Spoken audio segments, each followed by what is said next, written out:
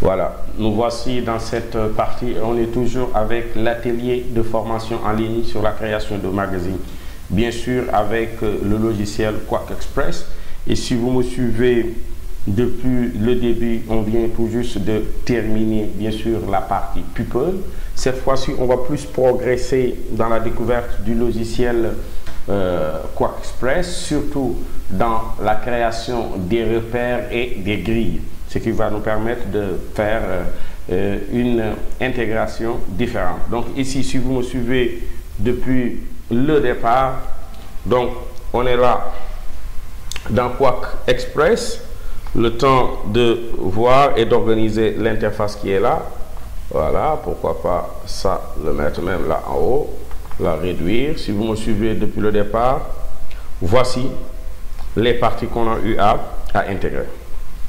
Donc ici, c'est vrai que en mettant en intégrant la partie People, on avait créé des fonds perdus. Maintenant ici, contrairement à InDesign qui dès le départ nous permet de créer ce qu'on appelle des fonds perdus, ici pour ce faire, il faudra d'abord, ici on va ajouter deux autres pages. Je ne décide pas de l'ajouter après People. Là, je veux l'insérer même avant la culture. Donc, qu'est-ce que je fais? Ici, je regarde tout juste, ou bien même après culture, la page 3, ici, qui est présent. Qu'est-ce que je fais? Je vais aller dans page, insérer. Je veux tout juste, voilà, je veux tout juste là, deux pages. Après la page, non pas 2, mais après la page 3.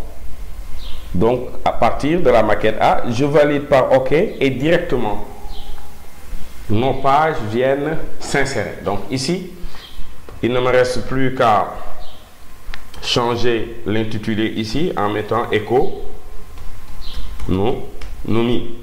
Donc ici, avant même de continuer, depuis le départ quand même, on n'a pas encore parlé des repères et des fonds perdus. C'est vrai que en créant la page People, je l'ai fait, je l'ai rajusté manuellement. Maintenant, comment avoir les éléments de repère? Chose très simple.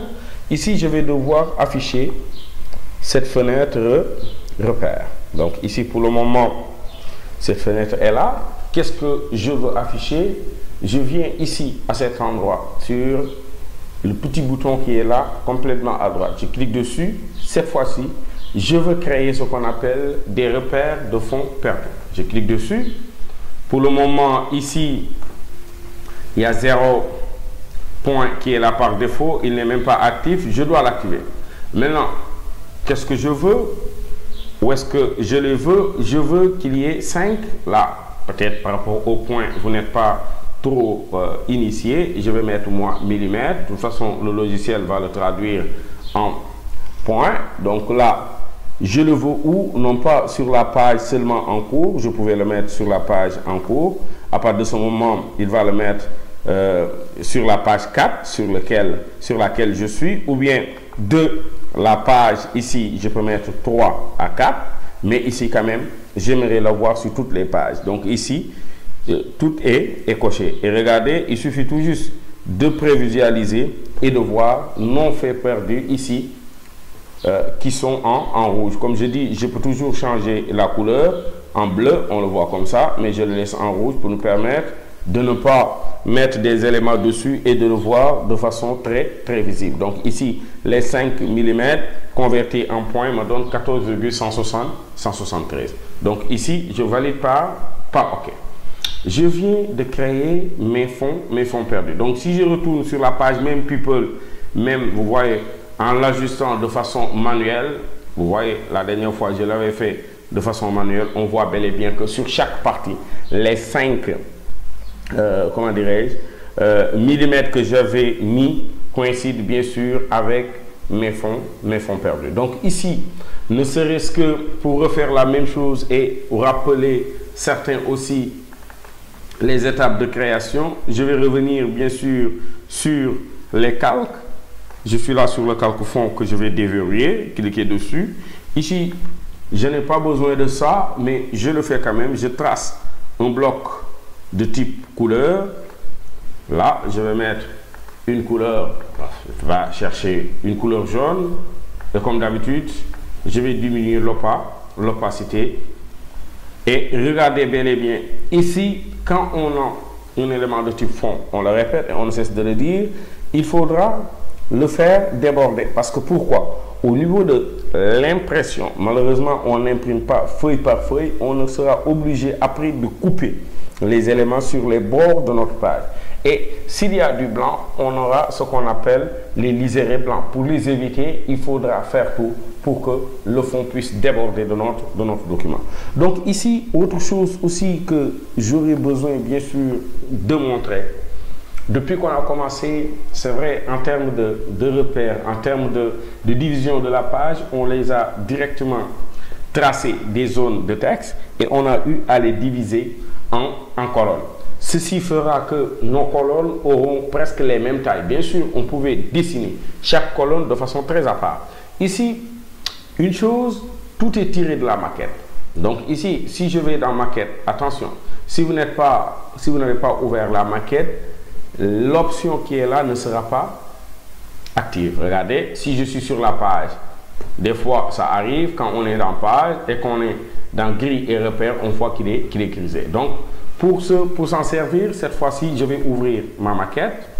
Je vais aller dans page, repère et grille. Donc ici, pour le moment, il n'y a qu'une seule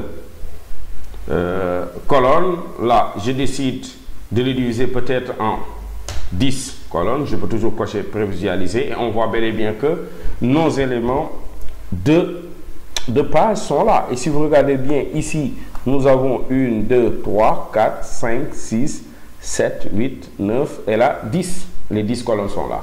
Attention de ne pas jouer sur les marges intérieures et les marges extérieures.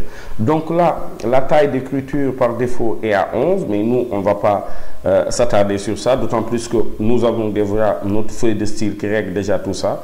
Je valide par OK. La gouttière, je la laisse à 4 pour me conformer à ma mise en page. Donc là, je valide par OK. Ici, quand même, les éléments qui sont là, je suis sur la maquette. Je vais retourner sur ma page. Donc, je l'avais inséré sur la page 4 et 5.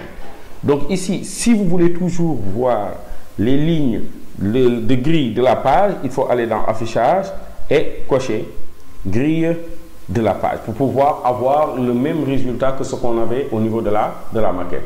De temps en temps, j'aime les cacher pour me permettre de pouvoir travailler mieux, d'être à l'aise. Là aussi, là. Ici,